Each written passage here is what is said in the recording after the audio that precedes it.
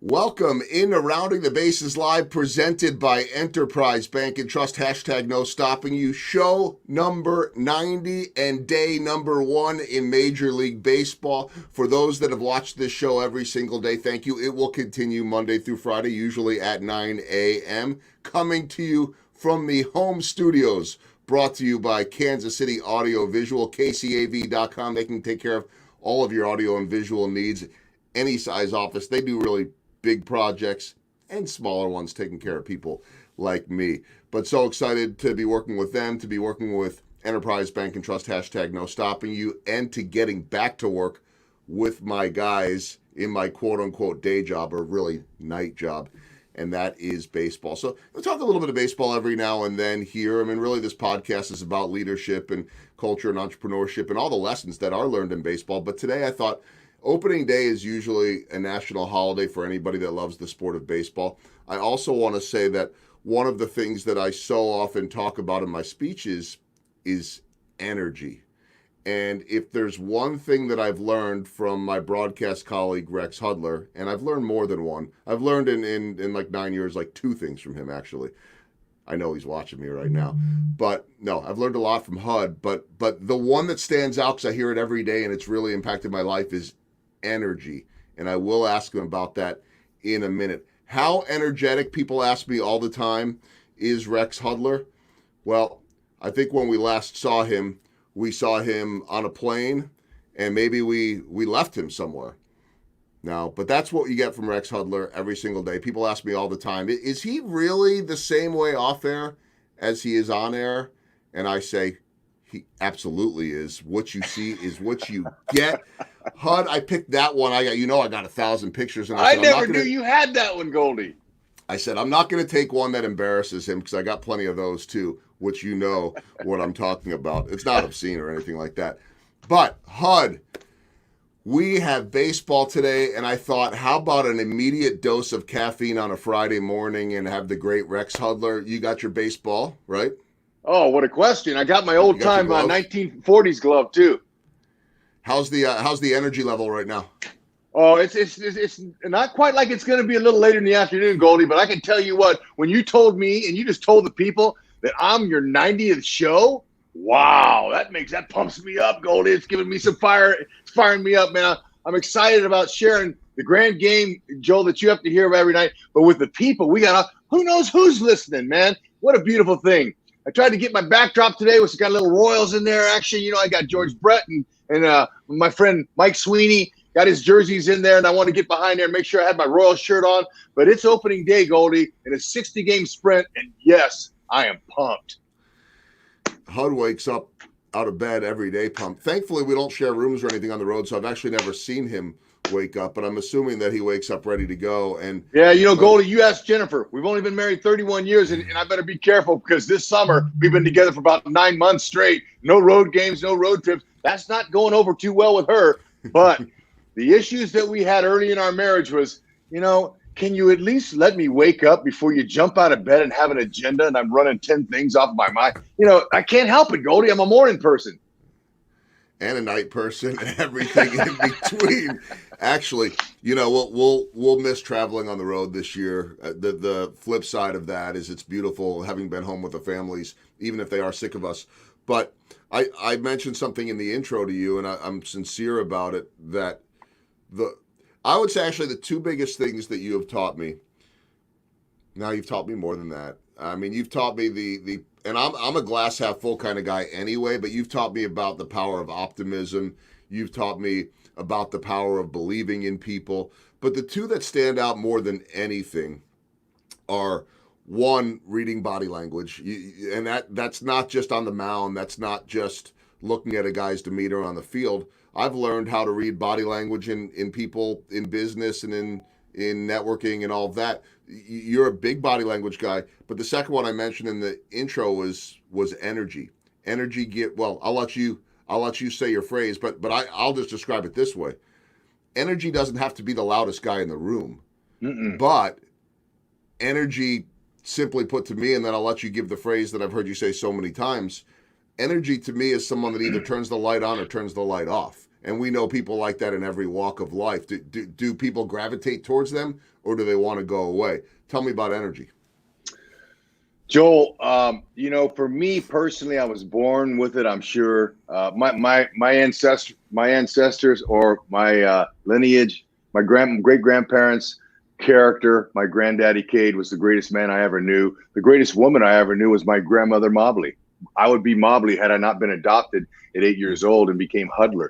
So my grandmother was the most loving, kindest woman I ever knew in my life. She never had a word, an angry word or a short word or anything nasty. She was always about love and honey and just do this and that. I mean, and so my great grand, so that's kind of who I was. And then, Joel, you can be a character at birth, but if you get the pleasure and a tremendous life's journey of being a baseball player for 21 years, that will even make more of a character of you. And then to be blessed to be a broadcaster for 20 years after that, to share the game with the people. Oh, I've had the best job in the world, and I have the second best job in the world, and never had a real job.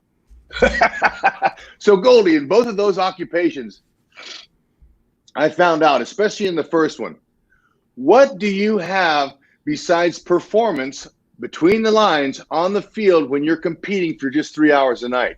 What about the other hours that you're in the downtime in the clubhouse or when you walk in? How about when you come in the ballpark? When you pull off the street, you can have some kind of bad day. I mean, really horrible day at home. And I've had those, believe that. I'm a human being just like everybody else.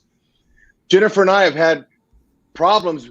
And I'd always, whenever we'd have an argument or something before I left to the ballpark, I would always try to settle that before I left the house.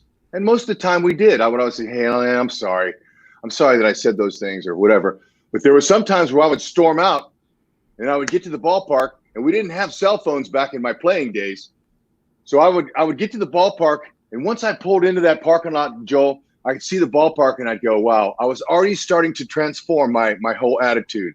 I'm like, wow, look at this. And after 10 years in the minors, I never knew if I'd make it to the majors, but once I did, I cherished every single day that I showed up at the ballpark. No matter if I was hitting 300, which was rare, or hitting $150, 200, 220, yeah, like I did most of the time, when our team was in last place, I would forget about all that and come to the ballpark each day with a new, refreshed mind. And the first person I would see was the parking attendant, and they always had a name tag on their name. I mean, on their shirt. So I knew their name. Hey, Sarah. Hey, Joe. How you doing today, man? And I would stop when I could just zoom right through, keep my window up, and just wave because I have a pass on my windshield visor that they would see.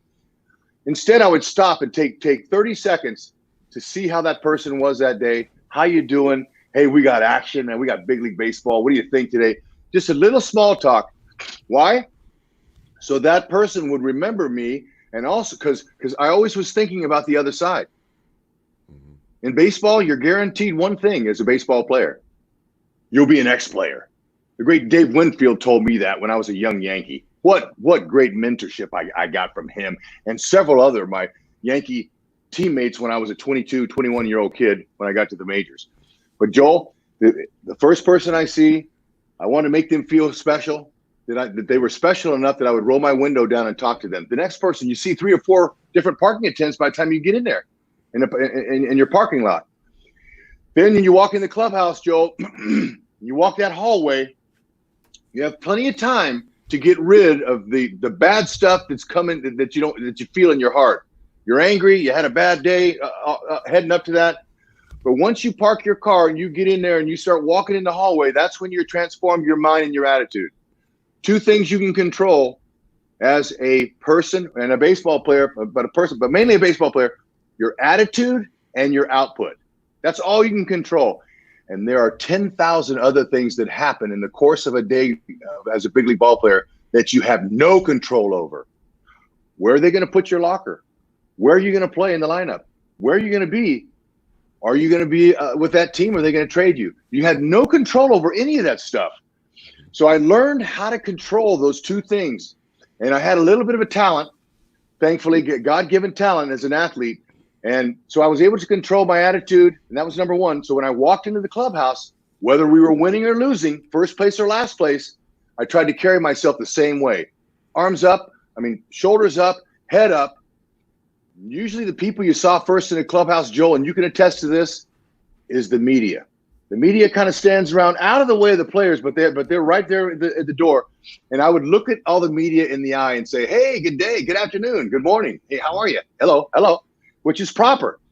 That tells them right away, wow, look at this guy. He's happy. Doesn't he know he's hitting 100, $150, 200? What's wrong with this guy? Well, I would go to my locker and I'd look at, I made eye contact and make sure I spoke to everybody. That's proper. Speak to everybody, say good morning, look at you, how you doing today, and then sit down. And the next thing you know, here would come 2 or 3 riders because the other 10 guys that came in were angry, and they would look at him and they wouldn't even say a word to the media, and they would storm off. And the media guy goes, wow, I don't want to talk to that guy. He's not going to give me nothing. So I come bebopping in, walking, hey, how you doing? Oh, I'm going to follow that guy because he looks like he's happy and he's going to talk to me. That's how it all began, Joel. And that was what I found. My teammates that were moping and were sitting with their head down at their locker, I would come by and slap them on the back and go, hey, bud, what's up, man? Who's going to entertain the people tonight? Are you going to make a play? Who's going to drive the bus? Who's driving the bus? So obviously, if you have a guy like that every day, that can get nauseous. See, people, and you know what? And there were some players that called me out on that sometimes. You know, they didn't want to hear how happy I was. They didn't want to hear. They didn't want to feel the energy. I remember Chili Davis, great teammate, by the way. Love Chili Davis, man. What a talented baseball player and smart motivator, leader. And sometimes I'd come over to Chili and he would go, Hud, not today. Not today. Leave me alone. Okay, dog. All right. No problem. I would bounce right on to the next guy, not take it personally, but then learn how to temper the enthusiasm, how to bring down the energy when I had to. But Joel, during the course of 162, man, there are some real down days. And so the guys that didn't bring any energy, you know, or during the course of the game, just sat there, I'm like, wow, did you know you have another job to do besides just sitting here watching a big league game?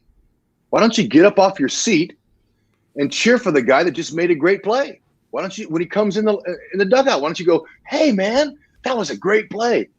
Empower him, make him feel good because he's a performer and the guys need reassured, man. They need to be talked to, Joel. So all those things combined are what makes an energy giver very important in baseball. And so, you know, when you're outside of the field, you know, you still can be whoever you are, but I love being the same guy because that's who I am. But that's the quickest way I could share with you, Joel. No, that wasn't the quickest way, but Okay. I told Hud before we came on, I knew this was dangerous too. I said, Hud, there's no producer for either of us. There are no rules. So, you know, if you say something bad language-wise, that's fine. Hud's not a bad language. I very rarely hear a bad word, by the way, come out of Hud's mouth. So it's not something that he has to work on, like, oh, man, be careful in front of a microphone. It's more that Hud doesn't know what is coming out of his mouth. But it's never going to be bad language, right? It's just like, wait a minute, did I say that? Wait, how many times have you said to me and Jeff Montgomery, to me and Monty, I didn't say that? I'm like, yeah, you did. Like, you're like, I don't know what you did, but you know, your passion's always there, and so you just, you know, you just go with the moment, and we get that back tonight. I got to ask you this because everybody's lives, and this is really how this pandemic or how this podcast started, was I wanted some connectivity with people. I wanted to tell people stories. I thought maybe if we told some, you know, there are a lot of business owners and entrepreneurs out there that were fighting just to keep their lights on and to make it. And I thought, you know, maybe I could help promote some of them, and maybe we could share some leadership stories, and that'll inspire people. And then it turned into, you know, talking about racial injustice and having meaningful conversations of understanding others. But this has been hard on everyone these 4 months, and I've thought about this a lot. For a guy like you, that truly I think that you're a lot like Salvador Perez, not just in the energy, but the fact that if you could have baseball 365 days a year, your only complaint would be, could we do more? You know, like wait Believe a minute, how about we do more than one game per day? Like you live and breathe this game as much as anyone I know. So how did you grind through these 4 months of not being in baseball at this time of year for the first time in probably your life? Well, Joel, I grieved. I grieved like a lot of people. Um, First of all, I was all worked up and excited to watch my senior son, William, play his senior baseball year. Okay, there's a lot to it, Dad. You know, Joel, going out and watching your kids play, sitting in the stands and just kind of being a fan and sitting there and watching and trying to keep your mouth shut, which has been hard for me as a fan to sit in the stands and watch. But, you know, with help of my son saying, Dad, can you not say nothing? You know, after years of this, now he's 19 and he's playing in the Van Johnson League, which is a really good league with college pitchers in there and everything. So it's been really invaluable to him to get some at-bats. I had to grieve his senior season. They lost it. And they were already in training. They were already in spring training back in March, you know, and the kids were already working out. They had made the team, you know, and all that stuff. And then it just got all shut down. So he was grieving. And so I had to grieve with my son. And then after we were done grieving him losing his baseball season, I had to grieve for me as a parent, not being able to watch my son perform in his senior year and have fellowship with all the other parents that we're used to seeing it. All that was gone. So it was tough. And then a little bit of time after that, Joel, I'm going to try not to get emotional. When they canceled the minor league baseball season, I wept. I cried. Irreparable damage has been done to the game of baseball because our infrastructure, our talent, our young talent, are not going to be able to work their talent and improve their talent and get better. Well, because that was you. I mean, that was you for 10 years. And I needed most of those years. Now, there was a few years where I was ready to be a big leaguer before I actually got my chance. But you got to wait your turn, man. You got to wait. And I share that with my children and all young people. Doesn't matter who they are. Young people, if I come in contact with them, Joel, lots of times I'll ask them their name that I likely forget. But I ask them, what do you want to do when you get to be a grown-up? I want them to start thinking about themselves. What are you going to do? You know? So, Goldie, having that not to play, like these guys not produce. I mean, going home, they're going to get other lines of work. They're going to get in other jobs. And when next year rolls around, they're going to say, wow, you know what? I'd love to go play baseball, but I'm already into something else. So we're losing a lot of talent. Well, they had a draft this year. Yeah, but they only went to 6 rounds. You know how many guys we talk about, Joel, every night that was drafted in the 6th round and beyond? Ton of guys. Mm-hmm. There's a lot of Major League Baseball talent out there that's being wasted now this season. So once I grieved that, then I was able to grasp my job, my opportunity as a father to be here with my kids and my wife. What can I do for them? And the ultimate thing for me love language that I have to give is service. How can I serve my kids? How can I serve my wife? What can I do besides getting on their nerves that's going to be productive for them? Well, I learned how to cook, Joel, a long time ago in a minor leaguer. I didn't have any, I didn't have a lot of, we didn't eat out. We didn't have a lot of money to eat in a restaurant. So I learned how to cook, me and my roommate. So I've been able to cook during this time for my family. And believe it or not, I never heard anything. What are you cooking? Yeah, what are you cooking, different meals. Now, the one thing I got to do, several things really, 2 things mainly, is expand my menu so I can have different things for the boys, and continue to learn how to be a better listener. So those are 2 things that I've learned during the time too. But the last thing I said was be a better listener. That was something that's been hard when you've talked all your life. Now my kids are teenagers. They have things to say. And Jennifer, she's a great listener and she listens to them. But the dad, on the other hand, is always giving advice and always giving love and trying to give encouragement. But stop and listen to what I have to say. So this has been really valuable, Joel. And getting time with my boys. Cade is a sweetheart. Alyssa came back from California. So 26-year-old daughter, my first daughter. Cade's 23, William's 19, David's 17, a senior going to Blue Valley West. So I have a lot of people there that need to share things to their dad. So it's been good, Joel, and it's going to carry over to the broadcast this year. It already has in our 3 preseason games. But that's kind of a nutshell of the off season, Joe. But a lot of it was grieving, and I'll never forget reading where when they canceled that minor league season, how much that hurt. And I needed all that time to produce and to become the 10-year big leaguer that I was, that rode the pine for 9 most of the time, Joel. And that's even a harder job when you're a role player for that long and are able to survive and compete and put numbers up when it's very difficult for timing in a timing business. But the other things helped me: the energy, the dugout camaraderie, the hey guys, come on, let's go. They needed me. And there were times when I would be injured and I'd be on the disabled list. That's what we had back then. It's not an IL, it was a DL. We called it Camp Snoopy. We had a lot of words for that because, you can't make any money if you don't play. So I would be down and I would ask my managers, hey, look, you guys are going on a 10-day road trip. I mean, I kind of like to stay home, but would you like for me to go? Yeah, Hud, we need you. You got to be with the team, man. Can you come? Yes, I'll come. Why? It wasn't because I was good looking, even though, Goldie, I feel like sometimes I'm pretty good looking. Dig yourself. Sometimes. It was because of the energy, Goldie. Giving it to the team, lifting them, loving them, encouraging them. And then doing all that, I found out that was a key for me for leadership. Mm-hmm. Hey, Hud. Yeah. I just got a text from my mom. You've met her before, Nancy. Hey, Nancy.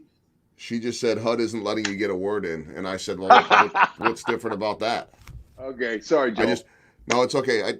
It's my show, but you're the guest. And, I wouldn't have brought you on if I didn't know what I was getting into. So thank you. I wanted to share something with the people because, Hud makes fun of himself all the time. It's one of his most endearing characteristics, I think, the self-deprecation, because you're not afraid to allow people to laugh at your expense and bring joy to people in more ways than that too. And that's not the only way, obviously. But I wanted to call this up for a little bit of history because I know where you'll go with it too. Let's see if I can get this called up here. I'm trying to drive this show. No, you're doing a great job, Joe. 90th show. That's not what I wanted up there, but look at Hud right there, motivational speaker, rexhudler.com. So certainly would encourage everybody to check that out too. Hold on. Thanks, I got to get this up here, Hud, because I want to do show. Here it is. Okay. Bob Horner, drafted first round. Our older audience will remember Bob Horner. They might remember Lloyd Mosby, Hubie Brooks, Mike Morgan. There's Hud's buddy Kirk Gibson at the 12th pick. By the way, there's Rod Boxberger. Is that Brad Boxberger's dad? It is. I think so, right? Former briefly Royal. And there is Rex Hudler, 18th overall pick by the New York Yankees. By the way, tomorrow's starter for the Royals, Brady Singer, makes his major league debut. He was the 18th overall pick. And where's Cal Ripken on this list? Not in the first round, Joe. You'll have to go to the second round. Ha ha. You were drafted. I got my Cal Ripken display right here, though, Goldie. Me, Junior, and I got to become good friends over the year. We played in A-ball against each other. The Florida State League. He played in Miami Marlins, and Miami Orioles, and I played for the Fort Lauderdale Yankees. So we battled, and so we got to know each other early. And then he went right to the show. He there was an opening for him, and he went right to the big leagues and had the Hall of Fame storied career that he had. Didn't you get a famous ball in a game with him? Oh yeah, it's in my case. I have most of my bats that are in a bat rack, but that is the most special display I have of my bat collection. Is a Cal Ripken bat. The night he signed it, the night he broke Lou Gehrig's record, sent it over to the clubhouse because we were the team. I was with the Angels that were playing him that night. Just so happened, and then also I caught a ball off of his bat in the 5th inning after the streak became official for the final out. As I ran it down, the bases were loaded, and I stole 2 ribbies from him, and I got me a souvenir with a Cal Ripken ball that had orange lacing and a beautiful Cal Ripken stamp on the ball. Hey, Joe, can I get up? I'll show you the ball if I can. Are you wearing pants? I am. Hold on. I could. This is what we deal with every single day, by the way.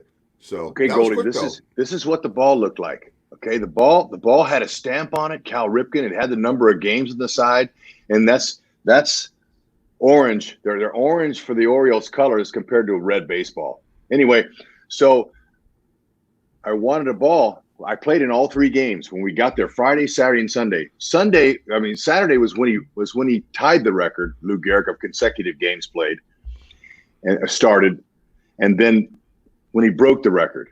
Okay, and I kept wanting to get a ball, and the umpires were all selected by mates by seniority. All the umpires were all whose seniority, and so I said, "Hey, Larry Young, can I have a ball when I went to home plate?" "No, Hud, you can't have them. They're counting. You got to catch a third out or get a foul ball. I can't give you one." Okay, so I remember wanting a souvenir baseball so badly. Early in the game, I'm playing second base. Tim Salmon's our right fielder for the Angels. And I was camped under a ball in the early part of the game. It was a pop-up. And this is a sign. You wave your hands in the air when you tell the outfielder, that means I got it. And so he comes in, he calls me off.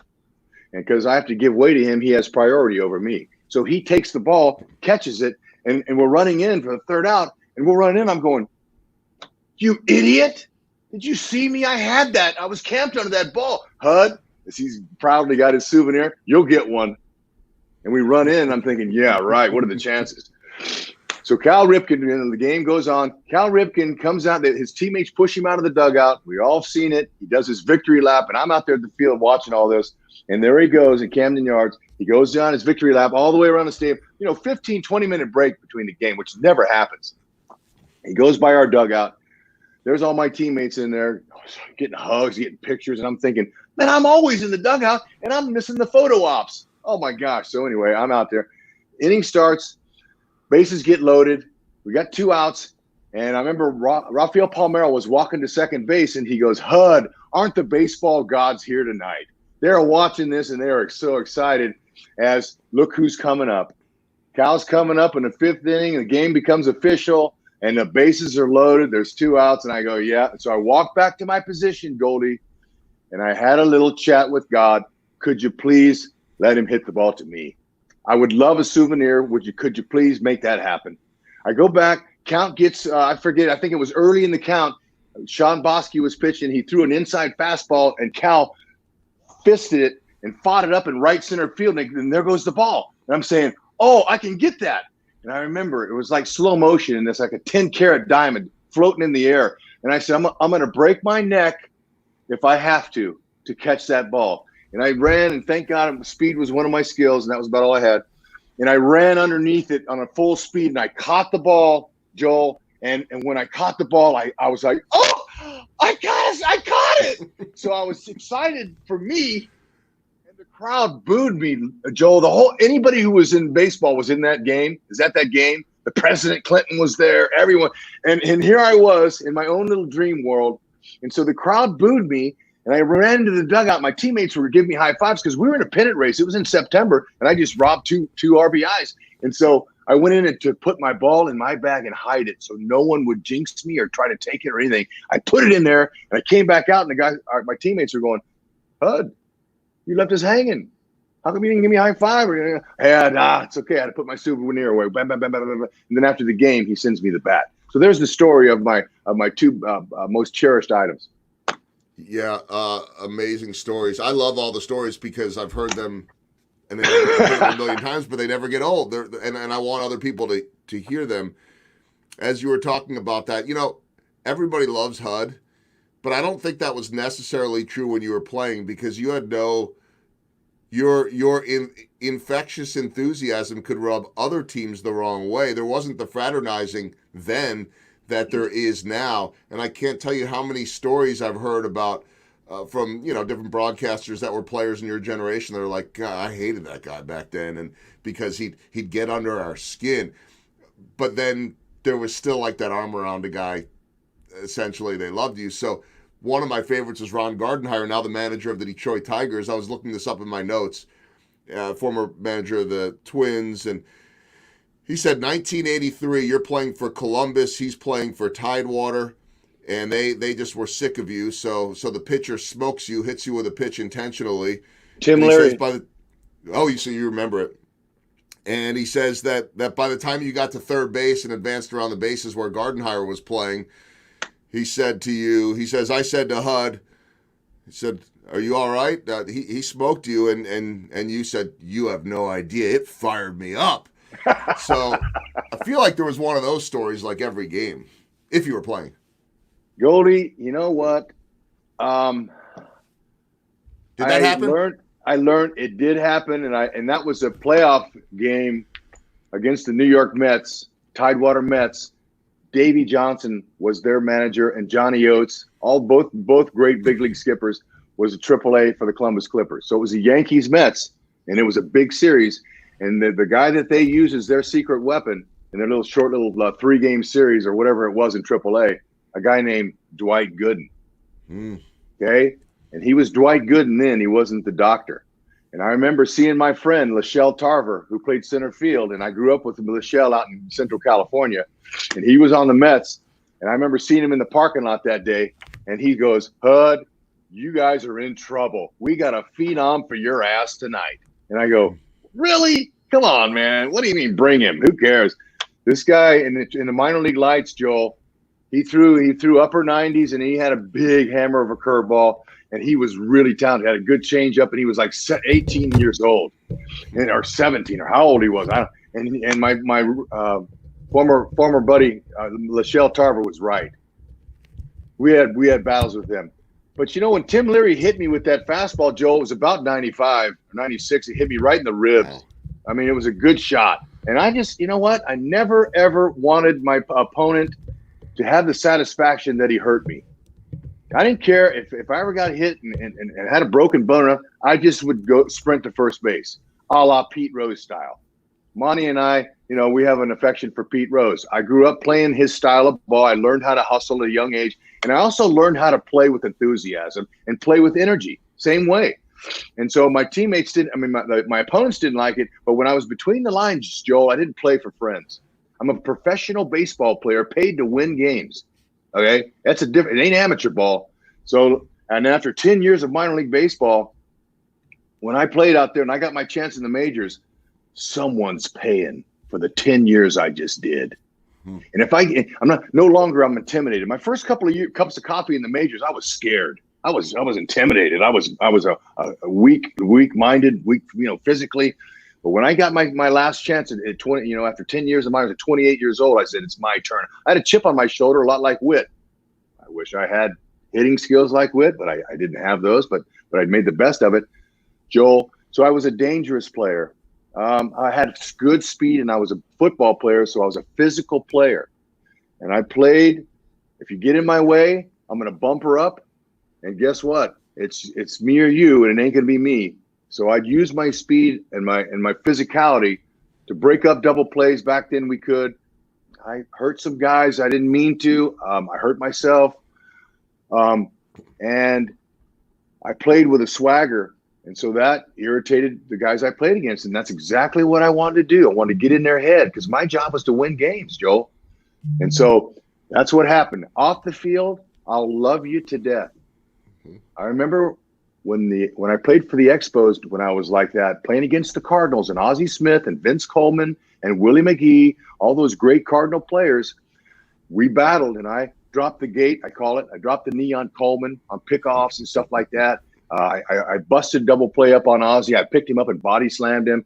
And now Whitey Herzog traded for me, and now I'm in their locker room. And I remember the first day I joined the Cardinals, Ozzie and all those guys looked at me like this. They kind of bowed their necks up at me.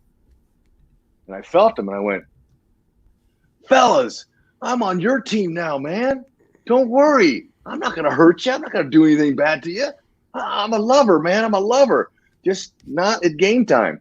And so they all laughed, and it took them some time to get used to me.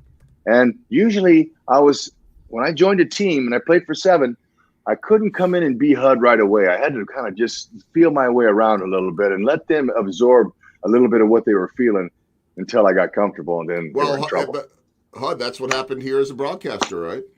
Kind of. That's a whole different story, though, Joe. No, but I mean, you couldn't quite be yourself because, Look, let's be honest, the Midwest had not been exposed to Hud yet. Well, not from a mouthy standpoint, from a broadcast standpoint. They had seen plenty of me playing ball. And matter of fact, Joe, that's one of the blessings of my career. I played all over the country, in 3 countries, as a matter of fact. So every time zone I lived and played for. So it was really good. So there are some familiarity with my name out there. And that's okay. But I'm not a big ego guy anyway. So they kind of had an idea. But having that special job to come here was a wonderful opening and an opportunity for me, and probably the best opportunity I've had in my career of broadcasting. But Kevin Ulick and the Royals, Dayton Moore, they let me know that it was going to be hard. They gave me the heads up and said, look, it ain't going to be easy for you. Our folks here are real proud in the Midwest. They're farmers. They're used to, they're structured. They're used to their own. They don't want to import anybody from California or New York. And so I got all that because I had already been educated in the Midwest. I got that. But you're still going to let me have the job? They go, yeah, we want you to have the job.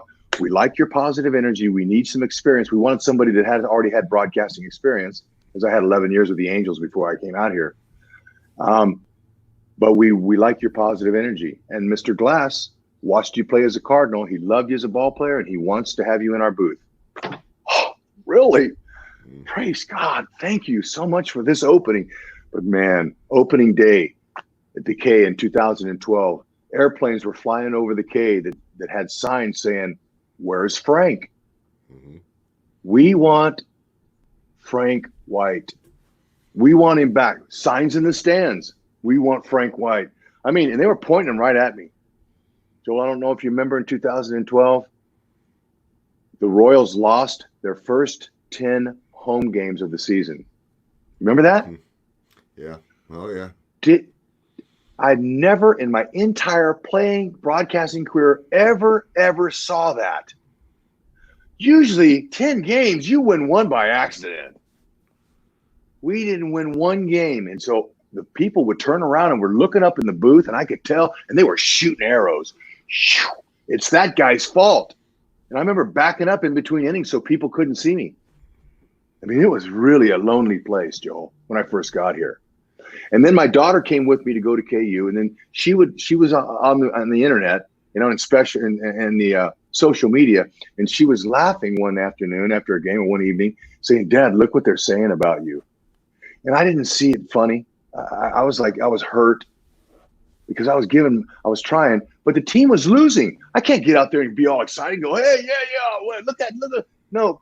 So halfway through the season, Joel, I got a note from Kevin Ulick that said, my boss, and said, "Hey, where's the guy we hired? Where's Hud?" And I go, "Hud's here, but the fans can only take a half a dose of Hud right now. They can't take a full dose. We're not winning. What am I supposed to do? Carry pom-poms and be fake? No, they'll start winning here later in the season, and then I'll come out gradually." So it was a little by little thing that happened, Joel, and it was predicated by the players and the team and their success. But thank God, winning cures all, Joel. They won. They started winning, right away. 13, they were 10 games over 500, 14 and 15. And finally, the fans go, "Well, look, Ryan's accepted him. Goldberg's accepted him. And we might as well just let him in now. Heck, they're winning. He's bringing us good news. Why don't we? All right, we like him." So thanks for letting me tell that little story. Yeah, and then that was it. All right, a couple more before we wrap up, because we should just do some fun stories. Let's just say it like that. First thing, how about some true or false? I'm going to just do this off the top of my head. There are no pictures to support it, because I won't do this to you. Just true or false questions, okay? All right. True or false, you have been caught in the hallway on the morning of a game looking for extra coffee from housekeeping while in nothing but a robe on the road? If I said false, you would prove me wrong because you have the picture. That's a true statement, Joel, and that's not the first time I did that. I know. I've seen it twice. True or false, you have asked a broadcast partner, namely me, during a rain delay to join you and go down to the field and slip and slide on the tarp? That is definitely something I would have done and asked. Yes. Because, Joel, I did that in Japan. They let me do it in Japan, but they wouldn't let me do it anywhere else because they were afraid of me injuring myself. the story of that, I don't remember the year, was I said, sure, but go ask the general manager what he thinks of it first. And you came back with your tail between your legs. Said, yeah, he probably said that's More. He's not going to better. allow that. True or false, in your first year, I believe it was in the Bay Area, I guess it's true.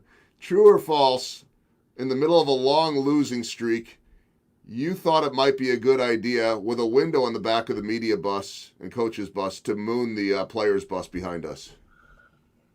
Oh, you know, that's a And part of the care. Who talked you out of it?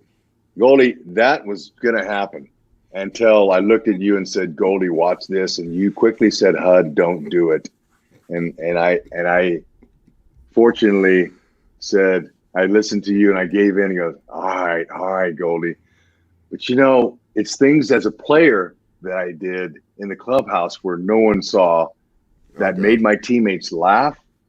And that's one of the things, Joel, that helps a ball player in a clubhouse when things are rough. Laughter. Yeah. Laughter. Laughter cures all. Fun. Yeah. Why not laugh? It's a game. I know. It's a game. Exactly. So, Joel, give me a false. I mean, heck, those are all true. I mean, you know, can you make up a false one?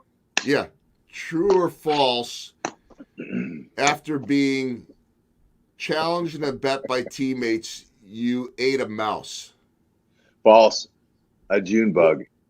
See, there's your false question. See, that's the most creative way that anybody has ever set you up for the June bug question. We're going to actually, true or false, you stole Steve Physiok's championship ring? I stole it. I borrowed it. I borrowed it from Ryan Lefevre, who handed it to me on the airplane as we're getting ready to fly to Washington to meet President Obama and for him to congratulate the Kansas City Royals for winning their 15 World Series. I couldn't help it. I made him sleep overnight because he knew he had lost his ring. And I heard Stacy and his wife and him in the back. They were sitting in the row behind me, and I heard Fizz tell Stacy he'd lost his ring, and I heard her just berate him. And I go, this is way too good. And I looked at Rhino. I go, Rhino, and he hands me the ring across the aisle. He hands me the ring, and I took it and I showed it to Jennifer, and she goes, "Oh, what are you gonna do that?" I go, "I'm gonna save it till tomorrow, and we're gonna play a prank on Fizz." And she goes, "You're gonna make him sleep overnight, thinking he lost his ring, his World Series ring, his $25,000 ring?" Yes, absolutely. He's gonna sweat it out for a while. Joel, we got him. 1-0. And what did you do with that ring when we got to the White House? Well, I went to the person that could make something happen, and obviously that's you. I said, Goldie, look what I got. You got to help me with this. We got to have fun with Fizz. We got to prank him. I want to give it to President Obama, and I want President Obama, when he's talking to the team, to say, "Hey, thanks for the ring." and you said, which was good because you protected Fizz, Hud, let's not go to that extreme. Let's just do it another way. I'll think about it. So the next day you came up to me and said, let's give it to, what's his name? Actually, I believe what happened was you said to me, Goldie, you've been to the White House before. Don't you know the Secretary of State? And I go, Hud, that's the press secretary. Oh, and yeah, that's right. Yeah, Josh Earnest. Yes. So then you said, we'll give it to Josh, and we'll do what you wanted to do. So Josh Earnest was holding court in one of those beautiful White House rooms with a lot of people around, and he was talking to the contingency that went there, and he was saying, I did my press conference for the world today, and you guys were all a part of that, and thank you for giving me a team jersey. You gave me a signed ball, but you didn't have to give me a ring. And everybody's kind of looking around, and Fizz is right there, and I'm looking at Fizz, and he goes, but you didn't get my name right. He says, the name on here is Steve Physiok. So man, and Fizz and Stacy, they were already giddy about being in the White House. And when that happened, I could just see Fizz's pants fill with dung as he just crapped himself, man. It was beautiful. Goldie, one of the best things. And I love Fizz. Gosh. Fizz has been my partner for over 20 years. And that was one of the best things we ever did. And it was such a great thing for him. And, he has the kind of character. He didn't get angry. He played right along with that. Angry. And he loved it. So thank you for helping me with that, Joel. The crazy part about that story, and we'll wrap it up here in a couple moments, is that, because I've been telling that story in speeches for a long time, the crux of the story is that when you have the right teammates, and the right connectivity and chemistry, you can pull that off. Is that I thought you had stolen the ring all along, because what happened was Hud walked up to me on the White House lawn as we're going through security, and he goes, "Hey, Goldie, take this ring." And I said, and he's like, "Hey, Goldie, take this ring." He's bouncing. And I and I go, "Hud, I don't need your ring. I got this ring." And it's not my ring, it's Physioc's. I stole it. And I didn't know until about last year that you didn't steal it. We knew that Fizz had left it on a counter. I just didn't realize that Ryan had scooped it up. And then Ryan, who, like Fizz, is one of the nicest guys in terms of he just wouldn't do something like that, like you might. And but what happened there was some of Ryan's old baseball locker room clubhouse days came out in him. He saw an opportunity, so he passed it on to the best guy. And then because I knew Josh Earnest, I suddenly am tasked with walking through Secret Service and security with two very expensive pieces of jewelry, and it all worked out. Okay, final story, and then a quick thought on opening day. I brought it up. You've told it a million times, but why not? Like, my signature story is probably the Danny Duffy bear suit for me, which, by the way, you talk about clubhouse pranks. After I interviewed Danny Duffy with the bear suit and we were done with our coverage that night, I was walking out and I saw Chris Young, the veteran pitcher, the tall 6'10" pitcher, and I said, "Hey, congrats," and he said, "Thanks," and I said, I just interviewed Danny Duffy in a bear suit live on TV, and he goes, "Did he have clothes on this time or no?" I'm like, yes. There you go, Joel. Things are done in that clubhouse is a lot of fun, man. So you never know. Tell me about the June bug. Beautiful summer afternoon, late spring, sitting on the dugout steps at old Busch Stadium, and something hit me in the head. I had my hat on. It felt like a peanut from the stands. So I took my hat off to look, and there was this big, beautiful bug. No, honestly, it was about this big, with colors I've never seen before. California, we don't have the bugs they have out here in the Midwest and in the East for some reason, whatever. And so it was a big, colorful, had red, green, yellow, all kinds of colors. All right, I took it off. He stayed on my cap, and I showed him like a kid. I went, "Whoa, look at this!" And I showed him to my teammates that were sitting there in the middle of the game. It was kind of middle of the game. We were losing to the Mets, by 5, 6, 7, nothing. And so I'm showing them, going, "Look at this," and they're going, "Wow, look at that! Isn't it beautiful?" Yeah. And I get to Tom Pagnozzi, and Tom, the catcher, and he goes, "Hud, eat it." And I go, to myself, I'm thinking, I'm not mentally prepared to do this. Okay, but I immediately, Joel, like an entrepreneur, it's a business opportunity. All right, I'll eat it. How much you pay me? He said $10. And I said, $10? Shake yourself. You're a big league ball player, man. I'm not doing it for $10. 100. Okay, 100. Now we're talking. Next guy, 100. Next guy, Frank DiPino, Luis Alicea. Lee Smith was in there. 100. And as I keep going down the line, who's going to pay me $100 to eat the bug? The bug never flew off. And I get close to Whitey Herzog, Hall of Fame manager, and I see him, and he sees what I'm doing, and we're getting beat. And he looked at me, and I went, "Oh, shit." My booty tightened up, and I went back the other way in the dugout. And Tom Pagnozzi goes, "Hud, we got a stipulation. You got to chew it." I go, "I got a stipulation. I'm not chewing nothing until I get the cake in my hand." They all got up in the middle of the game, walked by the manager, and went into their valuable boxes. And even back then, ball players carried $100 bills, Joe, believe that. Bam, bam, bam, bam, bam. 8 guys gave me $100, so I had $800 of cash in my hand. I took that bug that never flew off. I took him off that cap, and I put him in my mouth, and I chewed him. And I showed him to my teammates like any kid would do. And they all, I wish I had a video. They all cringed at the sight of a chewed up June bug in a human being's mouth. And And so as I showed them and they freaked out and I put that cash in my pocket, I sat on the bench waiting for a bad taste and it's something that's going to be really bad. And as I kept chewing, I go, wow. I swallowed and go to myself, that tasted like bacon. That was delicious. And so game's over. They're all walking by our wives that would sit out there and wait for us to go home. And then they all walked by Jennifer and said, don't kiss your husband tonight. And so by the time I got out of the locker room, Jennifer's going, what did you do now? And I said, I pulled out the wad of cash and I said, honey, I ate a June bug and look at this. And she cracked up and took the money right out of my hand and put it in her pocket. And Goldie, but the greatest thing about it, we call it the rally bug. We came back in that game and we beat the Mets. Okay, small, stupid little thing that just happened out of nowhere turned into an opportunity to motivate the team, to give me $800 free easy money. It's the easiest money I ever made. Easy cake. And we came back and won. It was the rally bug. And people ask me to tell the story all the time, but that was it in a short version. Okay, before we wrap it up, and I've had a ton of comments come in, so I want to just share all of these with you. Coach From the Olson people? says, hey, Rex. Yeah, and Kiana Sinks, happy opening day. All right, Kiana, buddy thank you. AO, great opening day interview choice, Joel. Love the AM energy. Oh, thank you, Goldie. There's my mom. She Nancy, says, way to go, Nance.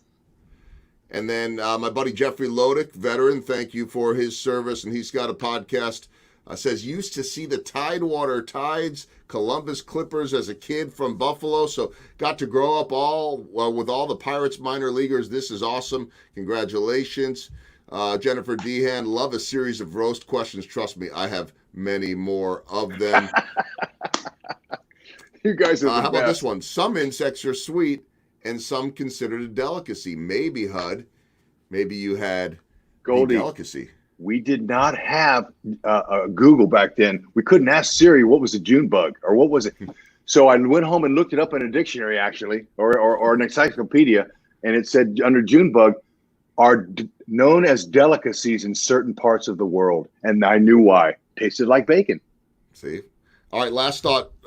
I knew we'd go 53 minutes, but that's okay. There's no next show coming that we're butting up against, although I think I've got a 10 o'clock meeting. But, and you've got a 10:15. We both have a 10:15 meeting with the manager of the Royals. So that's our day now. Zoom calls, interviews like this. It's a different world, but it is opening day. This is for real tonight. Different circumstances, safety protocols, masks in certain situations. What do you make of all this and what it means to have baseball back? Joel, it's a wonderful thing that baseball's back because all of us knew that with this world thing going on, it was out of our control. Was it going to ever happen? So I never really got excited about it until today. Today is a day, and especially thank you for letting me share and get some of this energy out before I get on the air tonight for the people. And thank you for that opportunity, Joel, to share the joy and the love I have for the grand game. The game is unbelievable. There's so much life's lessons in the game. That's why people need baseball, because it's a fabric of the society. And people, Joel, there's so many things that everyday people go to work and they respect the ball players that have everyday work. They got to produce. And it's hard, and so they watch this and they watch them grow up at a young age. And so that's just. And they got to go to work and they got to produce. My neighbors, all that live in this neighborhood, they got to get up in the morning and they got to go. Same thing with ball playing. The other sports, they don't play every day. Baseball is a blue collar working game. I carried my lunch pail to work lots of times. So that's the joy of the game. Number two, Goldie, as without the fans are our game. I'm crushed that I'm going to see 5 people because the team's on the road. I'm going to see 5 people at the K today. And I'm used to preparing and engaging myself when I get in my car every day living in this beautiful city. I engage myself and tell myself, you're going to see some people today. You need to love on them. So when I go to the store or shop for my family, Costco or Price Chopper were 2 of my favorite spots, I'm going to see people. And even with my mask, Joel, but that's the bummer. I can't see smiles. I don't like the mask. I want a shield. I want to wear shield so people can see me smile and happy. And I miss smiles from people. And I'm going to miss the fans when I get out of my car at the K. I'm always ready to love on them and hug on them and tell them, hey, Danny Duffy's pitching tonight, man. We need Duff to be tough. We need him to stand up and throw strikes and keep his team in the game until Air Soler gets a hold of one, hits a 3-run bomb. Witt and Mondi, hopefully a track meet breaks out on Bieber, and we can get that first game, and that first win would be huge. And then show that young Brady Singer how to go through it and how to battle his major league debut against the Cleveland Indians. It's a very tough offense. I'm excited, Goldie. It's time, and so baseball, 60 games, 59 of the 60 will be on our network. The other will be on Big Fox, the Fox network. So I think that's August 6th, I think, against the Cubs. We've got all of them. I think we're working something like 13 in the next 14 days. And yeah, buddy, we'll be happy to work 30 days in a row at this point. Goldie, on last thing. Yeah. Opening day, the first time we've ever had a season like this ever in 150 years. It's opening day and Game 7, all in the same day. Yeah, let's go. Sprint. We can't afford to lose any games. I mean, we will, but you know what? You got to battle, and don't give away games. All right, I'm done with that. Okay, well, I usually wrap up the show by going on the single shot of me, but I don't know why we can't just do it like this. So I do want to thank Enterprise Bank and Trust #NoStoppingYou for their continued support, and KCAV, Kansas City Audio Visual, which has provided me the KCAV studios, the home studios, if you will, and the great Rex Hudler. Hud, I tell you this often on the air when I have you on our post-game show, which I was thinking about just different shows over the years. By the way, we didn't even get to this. One time a couple of years ago, I was live in Oakland after a game on a getaway day, and a bird pooped on my face while I was live on the air. So you were probably already on the bus at that point. I've got my moments too. So anyway, here's what I usually tell you when I'm wrapping up a segment. Hud, raise the roof for everybody. Joel, I'm going to raise the roof, but please don't use that word great in any sentence with my name attached. Thank you. Good.